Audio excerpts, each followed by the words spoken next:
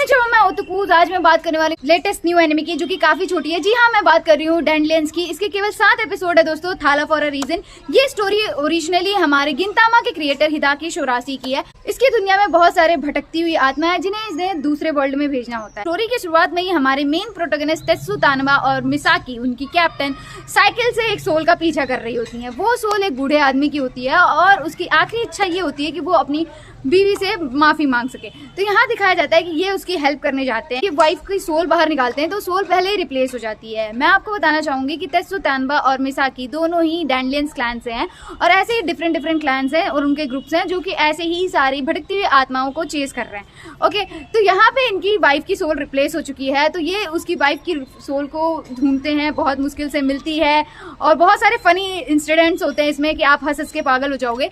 इसके बाद किसी तरीके से दोनों पति पत्नी आमने सामने होते हैं और वो अपनी फीलिंग शेयर करते हैं और फाइनली जो मैन होता है वो भाई स्वर्ग चला जाता है। ऐसे ही दिखाया जाता है कि डिफरेंट एपिसोड्स में डिफरेंट स्टोरीज हैं। तो यहाँ दिखाया गया है दोस्तों कि बेसिकली यहाँ पर डिफरेंट डिपार्टमेंट है। सोल डिपार्चर डिपार्टमेंट है और रिजरेक्शन डिपार्टमेंट है। इन सब का कोई हेड है और हेड का काम ये है कि वो सारी चीजों को ढंग से देखेगा। तो हेड अपने एल्डर सन को यहाँ भेजता है इनके डिपार्टमेंट में और वो आते ही एक अनाउंसमेंट करता है कि अब से सैलरी टारगेट बेसिस पे होगी। तो एक लाइन खींची गई है, उस टारगेट को अगर आप हिट करोगे ही, वरना तो आप सैलरी को भूल जाओ। तो भाई हमारे जो डैंडलियन क्लैन्स होते हैं वो बहुत ही ज्यादा नीचे होते हैं और ये भी क्लियर कर देते हैं कि आगे चल के ये इन्हें हटा भी सकते हैं।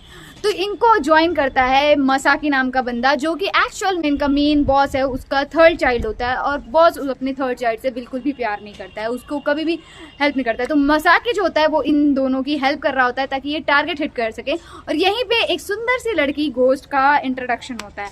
वो लड़की जो होती है वो इतनी सुंदर होती है कि कोई भी डिपार्टमेंट में उसे मार नहीं पाता है। लड़की लड़का ऑल ओवर। जो हमारी मिसाकी है छोटी सी, उसकी पावर लिटरली कागुरा जैसी है। तो यहाँ दिखाया जाता है कि वो कॉमेडियन की वाइफ होती है और उसका पति कॉमेडियन होता है, लेकिन उसने कॉमेडी छोड़ दी होती है। अब रीजन इसका ये होता है कि जब भी वो कॉमेडी करता है तो उसके अगले ही दिन जिस भी चीज पे वो कॉमेडी करता है वहाँ कुछ ना कुछ इंसिडेंट हो जाता है और इसी इंसिडेंट के बीच में उसकी वाइफ भी मारी जाती है। तो वो इसलिए कॉमेडी छोड़ देता है। लेकिन तेत्सु जो है वो उसे समझाता है कि तुम नॉर्मल ह्यूमन हो और तुम कुछ नहीं कर सकते हो, समझे? तो अपने को भगवान समझने की जरूरत नहीं है, जितने में हो उतने में करो। चलो, तुम कॉमेडी करना चाहते थे तो तुम कॉमेडी करो। तो यहाँ पे पता चलता है कि last group of evil ghost होते हैं जो कि एक्चुअल में ये सारी चीजें कर रहे होते हैं और तेत्सु को ये बात पता होती है। तो ऐसे ही दिखाया जाता है, शो आगे बढ़ता है और यहाँ पे थोड़ा सा हमें मिसाकी की बैकग्राउंड दिखाई जाती है, जिसमें बताया जाता है कि जो मिसाकी है वो एक्चुअल में ह्यूमन थी और अब वो एंजल बन चुकी है। तो यहाँ बताया जाता है कि जो मिसाकी की मॉम होती है वो एक्चुअल में एंजल होती है, लेकिन उसे ह्यूमन से प्यार हो जाता है। वो अपनी सारी चीज़ों को छोड़ के ह्यूमन बन जाती है। तो जब मिसाकी पैदा होती है वो बहुत ज़्यादा वीक होती है, लाइक वो बेड से बाहर ही नहीं निकल पाती है। लेकिन मरने के बाद जो उसकी सोल होती है उसमें बहुत ज़्यादा पावर होती है। और यहीं पे थोड़ा सा तेत्सु का भी दिखाया जाता है कि तेत्सु अपने टाइम पे बहुत ही खतरनाक एंजल था और वो बहुत सारी सोल्स को ऊपर पहुँचा देता, अदर वर्ल्ड में पहुँचा देता था। तो यहाँ दिखाया जाता है कि भाई तेत्सु को मिशन दिया जाता है कि आपको इस मॉन्स्टर को पकड़ के लाना है। तो उसे नहीं पता था कि वो मॉन्स्टर एक छोटी सी बच्ची होगी। तो जब वो उस बच्ची से बात करता है तो वो बोलती है कि अब मुझे बस आखिरी टाइम मुझे अपनी मॉम से बात करनी है, that is my all wish. उस समय जो तेत्सु के क्लैन का बॉस होता है, वो एक्चुअल में अभी जो कमांडर है इन सबका, वो ये कहता है कि मिसाकी और उसकी मॉम को मारना होगा। क्यों मारना होगा? क्योंकि इन्होंने कोड बिट्रे किया है।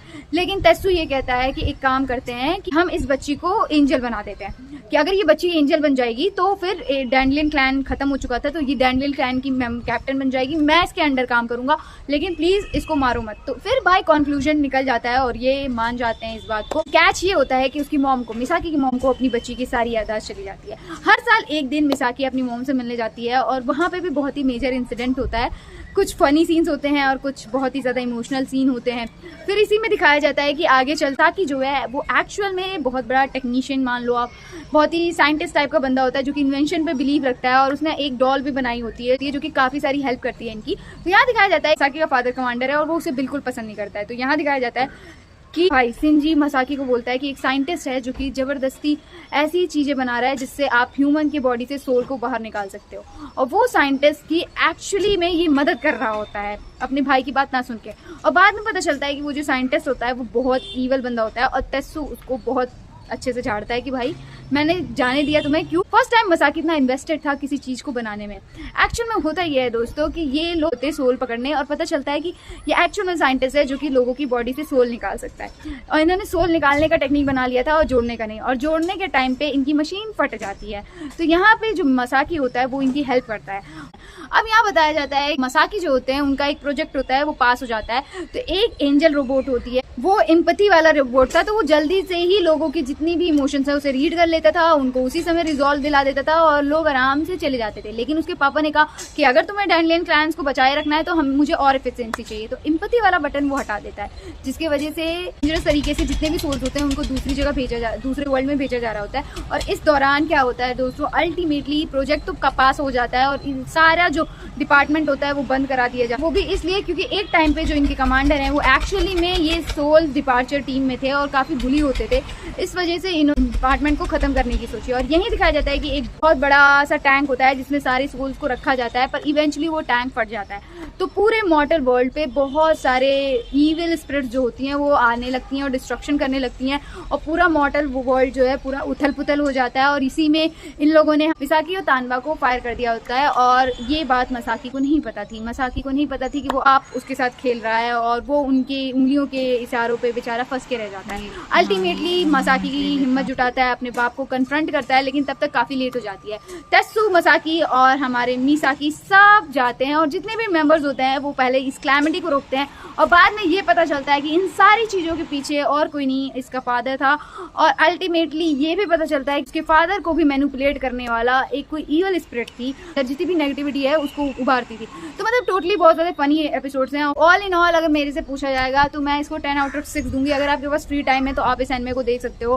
हालांकि गिंतामा जितना फन नहीं है, और क्योंकि सिर्फ 7 एपिसोड है तो भाई इसमें इमोशंस भी दिखाने हैं, कॉमेडी सीन्स भी दिखाने हैं। तो अगर आपको शॉर्ट एनिमे देखनी है जिसको देख के आपको मजा आ जाए तो डैंडलियंस इज फॉर यू। और आज के लिए दोस्तों इतना ही। Subscribe my channel for more such content. सायोनारा, नकामाताची, बाय बाय।